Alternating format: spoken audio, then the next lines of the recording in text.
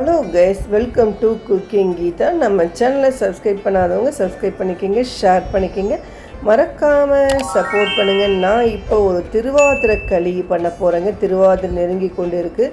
அது எப்படி பண்ணலாங்கிறத சொல்கிறேன். எனக்கு எப்படி தெரியுமோ, நான் எப்படி பண்ணுவேனோ அதை உங்கள்கிட்ட நான் ஷேர் பண்ணிக்கிறேன். உங்களுக்கு இது பிடிச்சிருந்தா நீங்கள் ஃபாலோ பண்ணிக்கிங்க, நம்ம சேனலை சப்ஸ்கிரைப் பண்ணிக்கோங்க, ஷேர் பண்ணிக்கோங்க.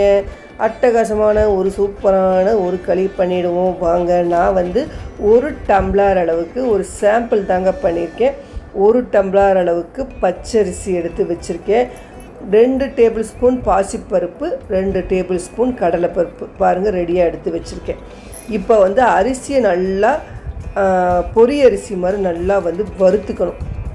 அதையும் வறுத்துட்டு அப்புறம் பாசிப்பருப்பையும் கடலைப்பருப்பையும் ஒன்றா சேர்த்து வறுக்கணும்.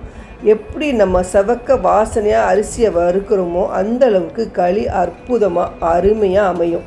நாம் அரிசி வறுத்து ரெடி பண்ணுறதுல தாங்க நம்ம களி டேஸ்ட்டாக அமையிறதுல இருக்குது. நல்லா வறுத்தாச்சு. இப்போ கடலைப்பருப்பையும் பாசிப்பருப்பையும் இதே மாதிரி வறுத்து எடுத்து வச்சாச்சு. ஆறுனதுக்கப்புறம் நம்ம பொடி பண்ணிவிடுவோம்.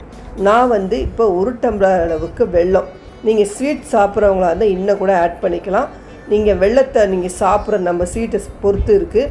ஸ்வீட்டாக இருந்தால் சூப்பராக இருக்கும். இது 1.5 டம்ளர் அளவுக்கு வெள்ளை கரைசல் இருக்குது, அதை எடுத்து வச்சுருக்கேன். மேற்கொண்டு நான் இன்னும் ஒரு 2 டம்ளர் தண்ணியை விட்டு ஏலக்காய் தூள் போட்டு கொஞ்சம் சுக்கு பொடி வாசனைக்கு போட்டுட்டு அந்த அரைச்ச பொடியை போட்டு அப்படியே கலரிட்டு தேங்காய் பூயும் போட்டு குக்கரில் டைரெக்டாக நெய்யை விட்டு ஒரு 2 விசில் விட்டால் போதுங்க. சூப்பராக அப்படியே அட்டகாசமாக களி ரெடி ஆகிடும்.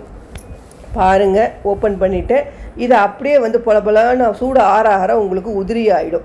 சூட்டோடு பார்க்கும்போது இப்படி தான் தெரியும். ஆனால் இந்த சூடு ஆற அப்படியே உதிராக சூப்பராக இருந்ததுங்க களி. அப்படியே நெய்யில் முந்திரியை திராட்சை கொட்டிட்டிங்கன்னா அற்புதமான ஸ்டைலில் களி ரெடி ஆகிடுச்சு.